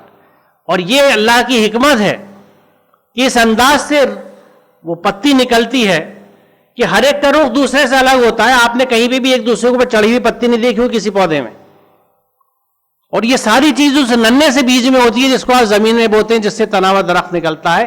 اور اس بیج کے بھی ہر سیل کے کروموزومز میں، جینز کے اندر. اب یہاں پہ لطیف الخبیر کی بات سمجھ میں آتی ہے کہ اس کی لطافتیں ہیں، یہ اس کی خلاقی کی لطافتیں ہیں، باریک بینیاں ہیں اس کی، کہ کس انداز سے کس چیز کو کہاں سمو کے رکھ دیا ہے. شاید آپ کی پین ڈرائیو کی طرح، کہ اس چھوٹی سی پین ڈرائیو جس کو جب آپ کمپیوٹر پہ لگاتے ہیں تو پورا انسائکلوپیڈیا بریٹینیکا جو پہلے 36 جلدوں میں 6 الماریوں میں آیا کرتا تھا، موجود ہے. کیا یہ علم ہمیں اشارے نہیں دے رہا اس بڑے عالم کے انداز کے کہ آج کس طرح چیزیں کنڈینس ہوتی چلی جا رہی ہیں؟ آج آپ کا کمپیوٹر اور لیپ ٹاپ اور پام ٹاپ چھوڑ دیجئے، آپ کا موبائل بھی ایک چھوٹا سا کمپیوٹر ہے جس میں ساری چیزیں آپ کھول کے رکھ لیتے ہیں، اور ہاتھ میں رکھ کے آپ 6 فلمیں آرام سے دیکھ لیجئے، 10 فلمیں دیکھ لیجئے. اور پھر سوچئے کہ نامہ اعمال جب آپ کو دیا جائے گا جس میں ہر چیز آپ اپنے خود دیکھ لیں گے، تو وہ کیسی ڈیوائس ہوگی؟ کچھ چیزیں سمجھ میں آنے لگی ہیں اب جس طرح علم آگے بڑھ رہا ہے، ہمارا واقفیت بڑھ رہی ہے. تو اس طرح سے علم کے زینے پہ چڑھتے ہوئے ہم سب سے بڑے عالم کی طرف جا رہے ہیں اور کچھ اس کی چیزوں کو سمجھنے لگے ہیں. یہ علم کی افادیت ہے.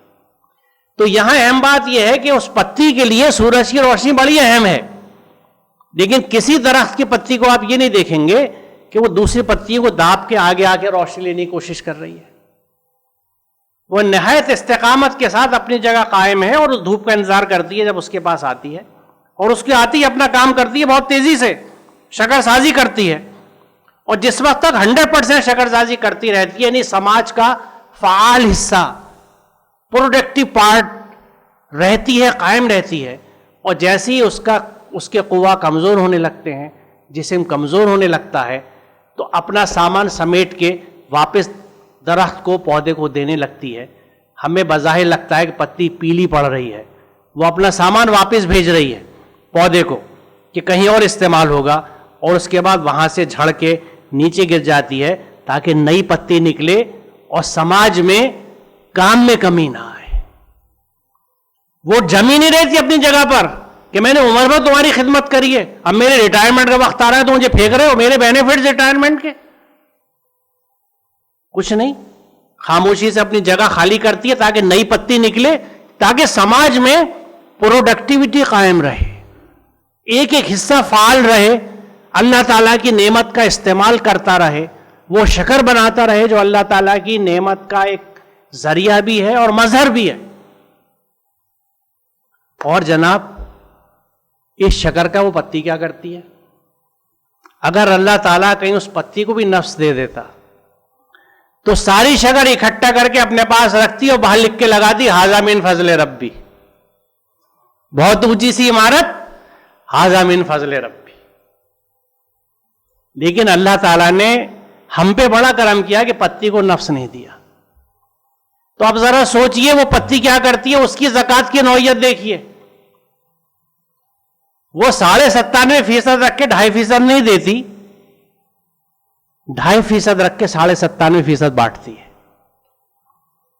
وہ تمام شکر جو اس پتی میں بنتی ہے فوراً منتقل ہو جاتی ہے, ٹرانسپورٹ ہو جاتی ہے, ٹرانسفر ہو جاتی ہے ان حصوں کی طرف پودے کے جو سبز نہیں ہے, گرین نہیں ہے, فوٹو سنتھیسس نہیں کر سکتے, شکر سازی نہیں کر سکتے, یعنی وہ موٹا موٹا تنا اور وہ موٹی موٹی جڑیں زمین کے اندر ہیں.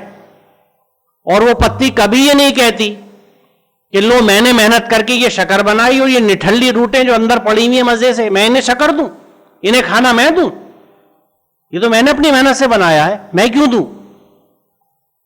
منتقل کرتا رہتا ہے پودا.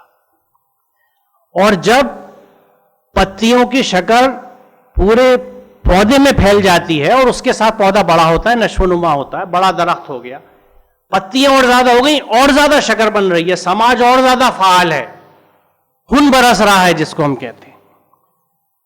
اس اسٹیج پہ بھی وہ پتی اپنی ضرورت سے زیادہ شکر اپنے جسم میں جمع نہیں کرتی. جب کہیں جگہ نہیں ہے اس کے لیے تو وہ اس شکر کو بیت المال میں جمع کر دیتی ہے. اب وہ بیت المال ہوتا ہے وہ پھل جو درخت پہ آیا, وہ دانہ جو آپ کی فصل میں لگا. جب کسی کو ضرورت نہیں ہے تو بھی وہ کہتی ہے نہیں مجھے نہیں چاہیے, اسی لیے آپ کو درخت کی پتی موٹی اور پتلی نہیں دکھتی, سب ایک سی ہوتی ہے, کیونکہ کم سے کم شکر اپنے پاس رکھتی ہیں, کم سے کم استعمال کرتی ہیں, باقی اپنے سماج میں پھیلا دیتی ہیں. تو یہ درخت یقیناً مسلم ہے اور یہ سماج بھی مسلم سماج ہے.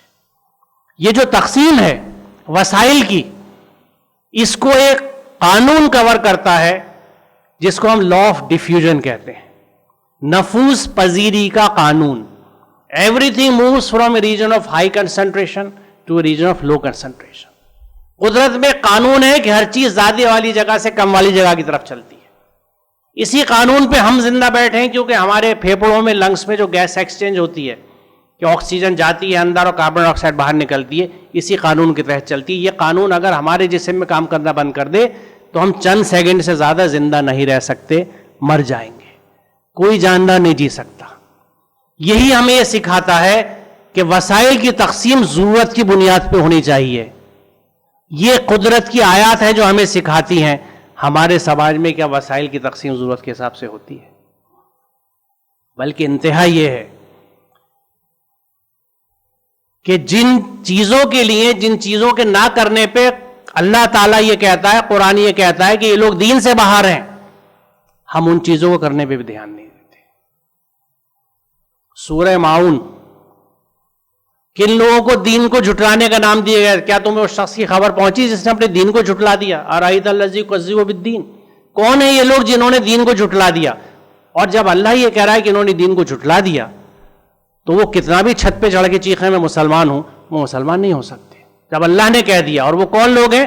جو یتیم کے ساتھ خراب برتاؤ کرتے ہیں، یتول یتیم، دھکے دیتے ہیں۔ دھکے سے مطلب صرف یہ نہیں فزیکلی دھکا دینا، میل ٹریٹنگ، غلط برتاؤ۔ آج گھروں میں یتیموں کے ساتھ مال دینے کے معاملے میں، حصہ دینے میں تو ہم سب جانتے ہیں، لیکن آپ کو ہوٹلوں پہ، کارخانوں میں یتیم بچے کام کرتے دکھیں گے۔ خوشحال لوگوں کے گھروں میں یتیم بچے رکھے جاتے ہیں بچوں کی خدمت کے لیے، ان کی خدمت کے لیے، اور وہ بچے جب اسکول جاتے ہیں تو یتیم بچے پیچھے پیچھے ان کا بستہ اٹھا کے جاتے ہیں۔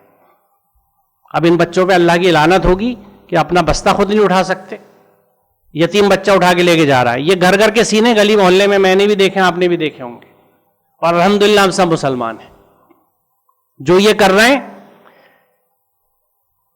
اسلام کے تصور میں یتیم گھروں میں پلتے ہیں، یتیم خانے میں نہیں بنتے۔ جن گھروں کے خاندانوں کے یتیم ہیں وہ وہیں پالے جاتے ہیں، انہی گھروں میں بے حد ناز برداری کے ساتھ۔ اور جن گھروں میں یہ ہوتا ہے ان گھروں پہ اللہ کی برکتیں بھی بہت ہوتی ہیں۔ یہ بھی اس خاکسار نے اپنی آنکھوں سے دیکھا ہے کہ جن گھروں میں یتیم پالے جاتے ہیں وہاں کی برکتیں سبحان اللہ، میں نے خود دیکھا ہے۔ وَلَا يَحُضُّ عَلَىٰ طَعَامِ الْمِسْكِينِ، مسکینوں کو کھانا کھلانے کے لیے لوگوں کو موٹیویٹ نہیں کرتے۔ یعنی صرف یہ کہ ہم پہ یہی فرض نہیں ہے کہ مسکینوں کو کھانا کھلائیں، دوسروں کو بھی اکسائیں کہ دیکھو یہ بے گھر لوگ آ گئے، ان کے لیے لنگر چلاؤ۔ ہم پہ کیا اثر ہوتا ہے؟ اعلانات آتے رہتے ہیں، یہاں سیلاب آ گیا، وہاں جھگڑا ہو گیا، چاہے وہ آسام کے سیلاب ہوں، چاہے مظفر نگر کے جھگڑے ہوں، لوگ در بدر ہیں، بے گھر ہیں۔ الحمدللہ میں کھانا کھا کے شکر الحمدللہ کر رہا ہوں اپنا۔ تو یہ میں اس لیے ذکر کیا آپ سے کہ مسلم سماج کیا ہو، اور ہماری یعنی ایک طرح سے بے التفاتی یا لاپرواہی کہ یہ وہ کام ہے جن کو کرنے والوں کو خود اللہ نے ڈکلیئر کر دیا کہ انہوں نے دین کو جھٹلا دیا ہے۔ ہم مجموعی طور سے غافل ہیں اس طرف سے، نہ یتیم کا اہتمام ہے۔ میں دہلی کا رہنے والا ہوں، میں اس بات کو اپنے ہاں کہتا ہوں کہ بچپن سے میں نے اتنا بڑا ہو گیا، دہلی میں 2 یتیم خانے دیکھے، دریا گنج میں بچوں کا گھر، مٹی محل میں بچیوں کا گھر، اب زکوٰۃ فاؤنڈیشن نے ایک ہیپی ہوم اور بنا دیا۔ اس کے مقابلے میں میرے برادران وطن جو ہیں کتنے دھرم شالائیں کھل چکی ہیں، کتنے اناتھالائیں کھل چکے ہیں، اور کیا کیا ہو رہا ہے۔ گردواروں سے لنگر چلتے ہیں، غریب غربا کھاتے ہیں، میں نے اپنی آنکھوں سے دیکھے۔ جن کو ہم بہاری کہتے ہیں وہ لڑکے بیچارے اپنے بورے باہر رکھتے ہیں، گردواروں میں جا کے ناشتہ کرتے ہیں۔ مسجد میں تو دنیاوی بات کرنی بھی منع ہے، خبردار کوئی نہیں آئے گا اندر۔ کہاں چل رہا ہے لنگر؟ گردوارے میں۔ معاف کیجیے گا یہ تلخ کلامی ہے لیکن یہ حقیقت ہے۔ ہمیں کیا کرنا چاہیے، ہم کیا کر رہے ہیں؟ تو یہ مسلم سماج ایسا ہے جو اپنے وسائل کی کس طرح تقسیم کر رہا ہے۔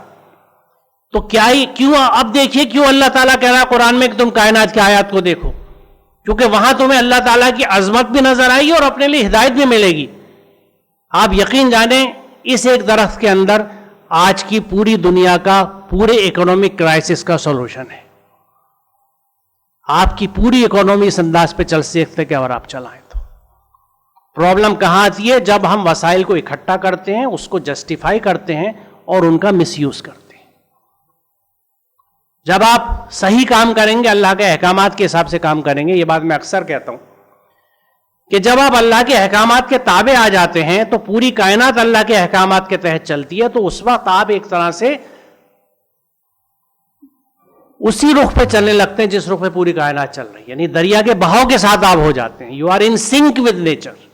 جب آپ نیچر کے ساتھ سنک میں آ جاتے ہیں تو آپ کو ایک عجیب تقویت اور طمانینت کا احساس ہوتا ہے، کیونکہ دریا کے دھارے آپ کے ساتھ ہیں۔ اب ہم اپنے قانون اپنی خواہشوں کے حساب سے بنا کے دریا کے خلاف بہنے کی کوشش کرتے ہیں کہ چل رہا ہوگا میں یہ دریا، میرے ہاں تو گنجائش ہے، گنجائشیں نکال لیتے ہیں، جسٹیفیکیشنز لے آتے ہیں، تو اس سے تھکان تو ہوتی ہے۔ پھر دریا کے دھارے کے خلاف بہیں گے تو تھکان تو ہوگی۔ تو یہ ایک آیت کی مثال اس وجہ سے تھی کہ یہ کس طرح سے آیتیں ہمیں مدد کرتی ہیں۔ یہ ایک دوسری آیت ہے جو میں آپ کو دکھانا چاہتا ہوں۔ یہ گلاس ہے جس میں نے سوکھی مٹی بھری ہے۔ مٹی کے لیے پانی زندگی ہے، خود قرآن کہتا ہے، اور ہم نے بھی دیکھا ہے کہ جب مٹی پہ پانی گرتا ہے تو سب سے پہلی بات یہ ہے کہ استحکام مل جاتا ہے اس مٹی کو. وہ جو ہوا سے اٹھتی ہے اور اڑتی ہے, کٹتی ہے, پانی سے وہ رکتی ہے, پھر اس میں سبزہ نکلتا ہے, اس کی جڑیں اس کو اور روک لیتی ہیں, تو مٹی کو ایک استحکام ملتا ہے, اس کو زندگی ملتی ہے. تو مٹی کے لیے پانی زندگی ہے. اس مٹی میں اگر آپ پانی ڈالیں تو آپ ایک کنارے سے, مان لیجئے میں نے گلاس کے اس کنارے سے ایک ڈراپر سے پانی ڈالا یہاں سے, تو جس جگہ میں نے پانی ڈالا پانی وہاں نہیں رکا بلکہ آپ دیکھیں پوری مٹی میں پھیل گیا. کیوں؟ کیونکہ ڈیفیوژن کا لا چل رہا ہے کہ زیادہ والی جگہ سے کم والی جگہ پہ. یہاں پانی بہت تھا, اس نے فوراً سوکھی مٹی میں پھیلا دیا پانی, اور پھیل گیا اور پھیل گیا, سیراب ہوگی پوری مٹی. اس کے بعد اوپر جب کھڑا ہوا تو پوری مٹی کے اوپر کھڑا ہوا. یعنی جس مٹی کے حصے پہ میں پانی ڈال رہا تھا اس مٹی نے اس پانی کو پکڑ کے نہیں رکھ لیا, ھذا من فضل ربی کہہ کے فوراً سوکھی مٹی میں پھیلا دیا, یکساں اور ہموار پھیلا دیا. گھر میں تجربہ کر کے دیکھ لیجئے, درخت کا تو تجربہ نہیں کر سکتے, یہ کر کے دیکھ لیجئے, اور کوشش کر لیجئے کہ مٹی کو ایمان سے ہلا دیں, باندھ کے دیکھ لیجئے, اسے کسی عمل سے باندھ لیجئے کہ جہاں پانی گر رہا ہے وہ مٹی پانی کو روک لے, آگے نہ بڑھائے. ناکام ہو جائیں گے, کیونکہ اللہ کا قانون ہے, اس کو کوئی نہیں کاٹ سکتا, نہ علوی عمل نہ سفلی عمل, کاٹ نہیں سکتا. وہ مٹی پانی کو پھیلائے گی کیونکہ اس کا رب کا حکم ہے اور مسلم سماج ہے. تو ہم بھی تو اسی مٹی سے بنے, ہمارے یہاں یہ چیزیں کیوں نہیں نظر آتی؟ مسئلہ نفس کا ہے. خیر, ہم نے آیات کھول دی ان لوگوں کے لیے جو علم رکھتے ہیں. قد فصلنا الآیات لقوم یعلمون, علم رکھنے والی قوموں کے لیے اللہ نے اپنی آیات کھولی ہے. دیکھیے آیت کیا کہہ رہی ہے. اگر ہم جاہل ہیں, اور یہ اسٹیٹسٹکس بتاتی ہے کہ ہندوستان میں نہیں پوری دنیا کی سب سے جاہل قوم اس وقت مسلمان ہے, تو اللہ کی آیتیں ہم پہ کیوں کر کھلیں گی؟ قرآن تو یہ کہتا ہے کہ ہم نے آیتیں کھول دی ہیں ان لوگوں کے لیے جو علم رکھنے والے ہیں. لقوم یعلمون, علم رکھنے والی قوموں کے لیے ہم نے آیت کھول دی ہیں. اس لیے جن پہ آیتیں کھل رہی ہیں وہاں ایجادات ہوتی ہیں, وہ ہدایت یافتہ ہوتے ہیں. 1000 سال تک جب ہمارے پہ آیت کھل رہی تھی تو ہمارا بھی منظر دوسرا تھا. وہی ہے جس نے سورج کو اجیالا بنایا اور چاند کو چمک دی. یہ بہت اہم سائنٹیفک فیکٹس ہیں جو یہ کہتے ہیں کہ سورج کی اپنی روشنی ہے اور چاند کی ریفلیکٹڈ روشنی ہے, اور اس کے لیے منزلیں مقرر کریں تاکہ تم برسوں کی گنتی اور حساب معلوم کرو. اللہ نے یہ سب کچھ برحقی پیدا کیا ہے. وہ اپنی نشانیوں کو کھول کھول کر پیش کر رہا ہے. کن کے لیے؟ ان لوگوں کے لیے جو علم رکھتے ہیں. لقوم المسلمین نہیں کہا گیا ہے, لقوم یعلمون.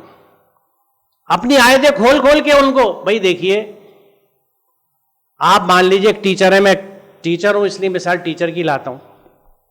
میں جب کلاس میں پڑھاتا ہوں تو جو بچے میری طرف توجہ دیتے ہیں, میری بات کو سمجھتے ہیں, قدرتاً میرا فوکس ان کی طرف جاتا ہے. میں اپنی مثالیں انہیں سمجھاتا ہوں, میری مثالیں انہیں پہ کھلتی ہیں. جو سو رہے ہیں, اس لیکچر سے غافل ہیں, بیٹھے ہوئے ہیں کہ آ گئے ٹھیک ہے, دلچسپی نہیں ہے, ان پہ کچھ نہیں کھلتا.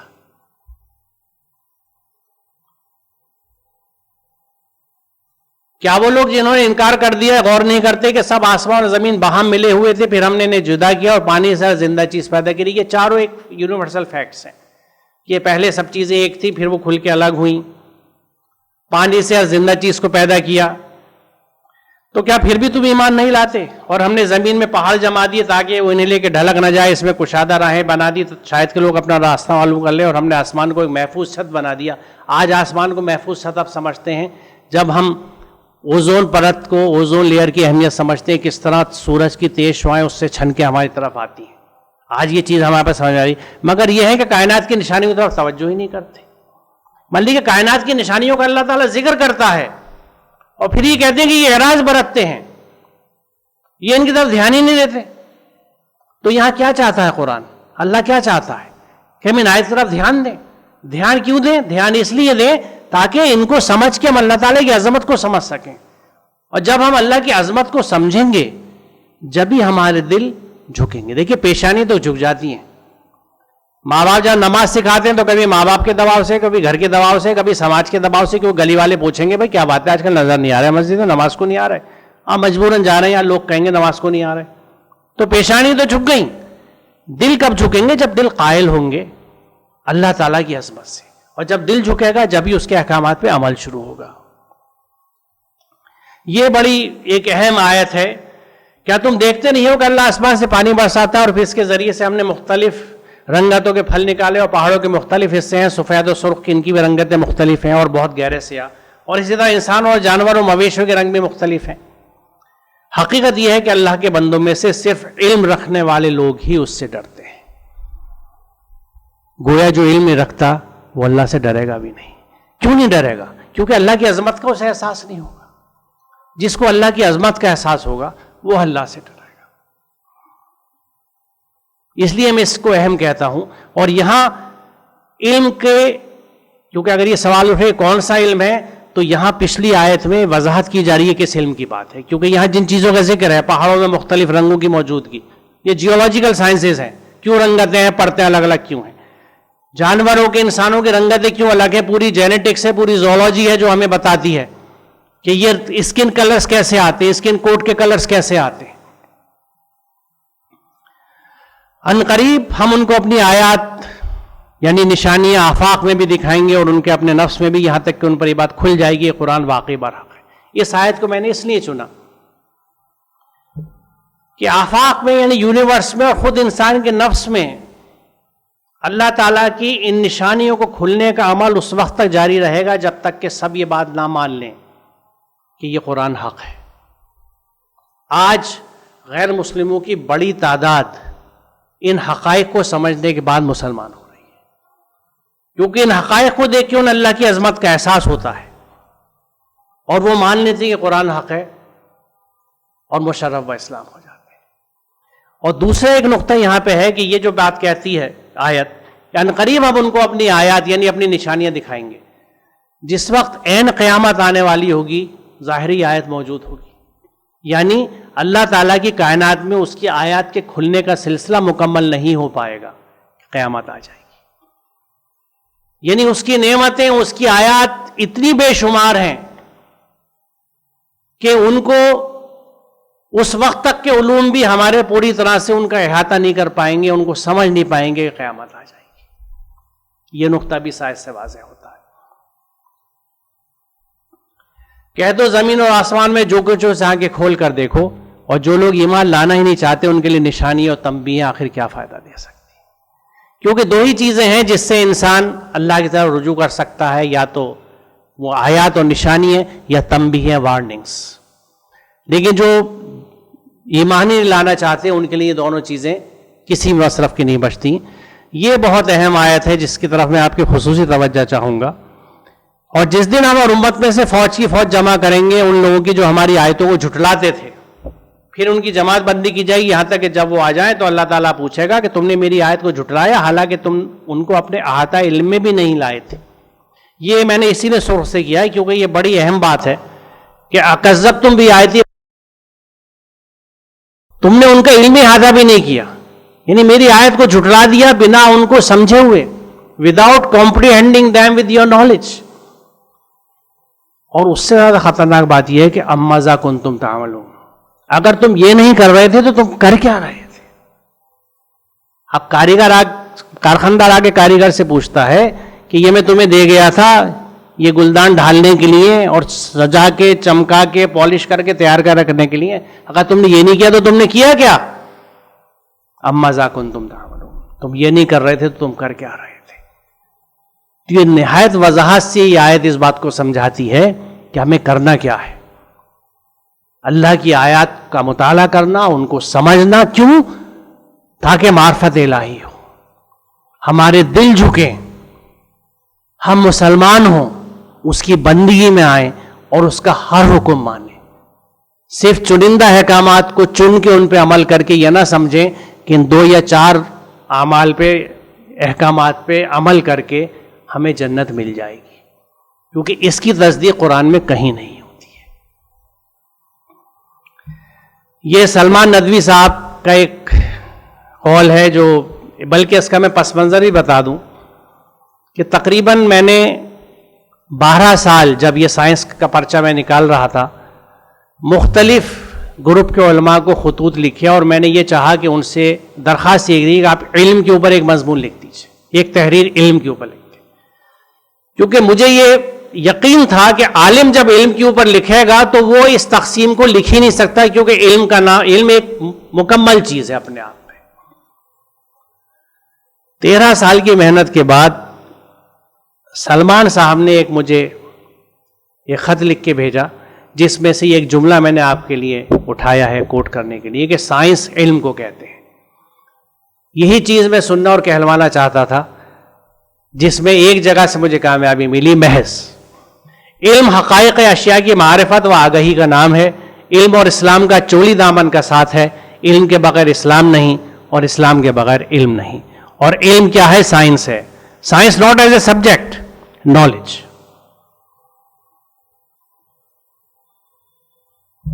بہت شکریہ آپ لوگوں کا کہ آپ نے اتنا وقت مجھے دیا۔ میں شکر گزار ہوں آپ کا بھی، منتظمین کا بھی، سید عبداللہ طارق صاحب کا بھی۔ اور اگر کچھ سوالات ہوں آپ کے تو مجھے خوشی ہوگی اگر میں جواب دے سکوں۔ وآخر دعوانا الحمدللہ رب العالمین، والسلام علیکم۔ یہ ان کے پروگرام میں لیکچر شامل نہیں تھا، بلکہ منع کر دیا تھا آپ نے، اور پھر آپ کے اصرار پر اور میرے اصرار پر پھر یہ وقت دیا۔ اور سائنس اور اسلام پر آپ نے ویڈیوز بھی دیکھے ہوں گے، بہت سے انٹرنیٹ پہ بھی بہت کچھ دیکھا ہوگا، اور پڑھا بھی بہت کچھ ہوگا، سنا بھی بہت کچھ ہوگا، اور یہ اس سے کچھ آپ نے اس لیکچر کو اس سے کچھ مختلف پایا ہوگا۔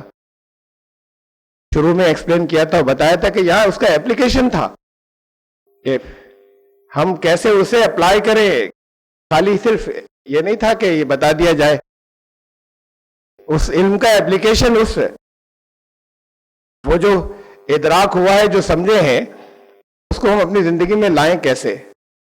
بڑا قیمتی ہے، بڑا اچھا لیکچر تھا، میں نے بہت کچھ سیکھا، آپ نے بہت کچھ سیکھا ہوگا، آپ سب نے۔ اور چونکہ بہرحال آپ کا پروگرام تو یہ تھا کہ آپ نے فرمایا تھا کہ بس میں آؤں گا، تھوڑی دیر آپ سے بیٹھ کر بات ہوگی اور واپس چلا جاؤں گا۔ تو اب ظاہر ہے کہ کچھ آگے شفٹ ہو جائے گا یہ، وہاں اس سے وہاں کے پروگرام بھی متاثر ہوئے ہوں گے، واپسی جو آپ کی ہے دہلی کے اندر۔ تو سوالات میں نے ڈاکٹر صاحب کی اجازت سے میں نے روک دیے، اور ہونے بھی نہیں چاہیے سوال، اصل میں تو غور کیجئے، ہوں گے کچھ سوالات آپ کے تو دے دیجئے گا مجھے، اور میں بھیجوا دوں گا، اور جوابات پھر واپس آپ کو بھیجوا دوں گا، جن کے ہیں انہیں واپس جواب دلوا دوں گا۔ تو سوالات کے بجائے اس پہ غور کریں، کچھ اس سے سیکھیں، کچھ لیں۔ اور پھر اس کے ساتھ ایک مرتبہ پھر میں شکریہ ادا کرتے ہوئے آپ سب کا بھی کہ آئے، آپ نے ادھر اچانک، آپ سے کل شام کو کہا گیا۔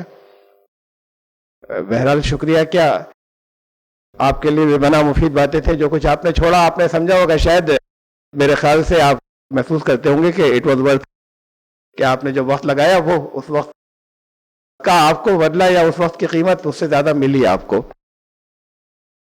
انشاءاللہ پھر کبھی کسی اور اچھی سی، کچھ اور اچھی چیزوں کے ساتھ میں پھر اکٹھا ہوں گے، اور کبھی اور موقع آپ کو رامپور سے باہر کسی اور جگہ، یا ڈاکٹر صاحب رامپور تشریف لائیں گے تو پھر کبھی آپ سے بھی استفادے کا ملے گا۔ بہت بہت شکریہ۔ السلام علیکم۔